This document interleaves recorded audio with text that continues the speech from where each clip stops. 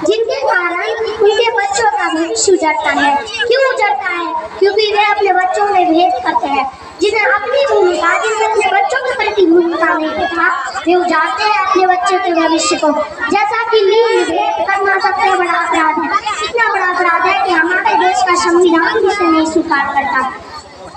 माता और पिता, जिनमें जमीन और आसमान का फर्क होता है। माता जो अंदर और बाहर दोनों से कोमल होती है, परंतु पिता जो दिखावे के लिए सिर्फ ऊपर से कठोर होता है और अंदर से कोमल दायक होता है। हमारे समाज में कुछ ऐसे भी लोग छिप कर बैठे हैं जो माता पिता होने के नाते भी उन्हें अपना कर्तव्य नहीं पता। अगर बच्चा बोले कि तबीयत खराब है तो माँ बोलेगी कि आज आराम करो, आज मत पढ़ने जाओ। और अगर बच्चा बोले कि तबीयत खराब है, पिता जो अपने बच्चे के भविष्य के लिए पिता चाहता है कि अगर अभी इसे नहीं पढ़ाया तो आगे जाके इसी मुश्किलों का सामना करना पड़ेगा, इसीलिए पिता बोलेगा कि कोई जरूरत नहीं है, चले जाओ पढ़ने। बच्चे को बुरा लगेगा, पर पिता ही जानता है कि मैं अपने बच्चे को आगे जाकर तकलीफों में नहीं देख सकता हूँ, इसीलिए मैं अपने बच्चे को पढ़ाऊंगा। बच्चे को तो बुरा ही लगेगा, पर बाप ही जानता है कि उसके बच्चों को पढ़ाना कितना जरूरी है। तो क्या आप लोग ये बात नहीं जानते कि बेटा बेटी में जो फर्क हो रहा है उसमें हमारे देश की राष्ट्रपति श्रीमती द्रौपदी मुर्मू, वो भी तो महिला ही है। हमारी राष्ट्र महिला में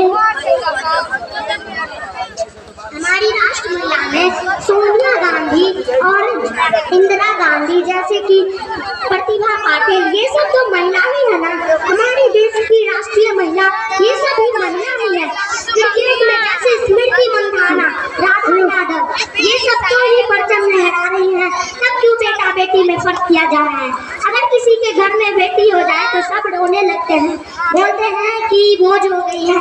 अगर किसी के घर में बेटा हो जाए, किसी के आंगन में बेटा हो जाए तो बोलेगा कि वाह राजा पैदा हो गया है। पर वही बेटा बड़ा होकर वो नशा करता है। ये क्या है? बेटा बेटी में फर्क क्यों किया जाता है? इस बात से सभी अनजान है। सबको तो पता है कि बेटा बेटी में फर्क किया जाता है, पर सब इस बात को अनजान कर देते हैं। मैं आप लोगों से यही विनती करती हूँ कि आधी रोटी खाइए पर अपने बच्चे को जरूर पढ़ाइए, अपने बच्चे को जरूर पढ़ाइए। आप लोगों ने ये वाली कहावत तो सुनी ही होगी, पेड़ लगाया बबूल का पर आम कहाँ से लाओगे।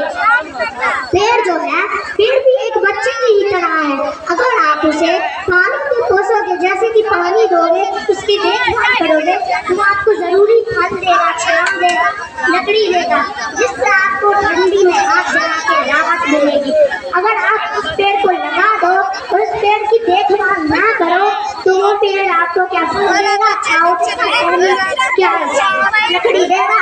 वैसे ही बच्चा ही है, अगर आप अपने बच्चे को पढ़ाते हैं तो वो बच्चा आगे जाकर आपके बुढ़ापे का सहारा बनेगा। मैं यही चाहती हूँ कि आप लोग बेटा बेटी में फर्क ना करें, और यही थी माता पिता की भूमिका। इतना कहकर मैं अपनी वाणी को विराम देती हूँ। धन्यवाद।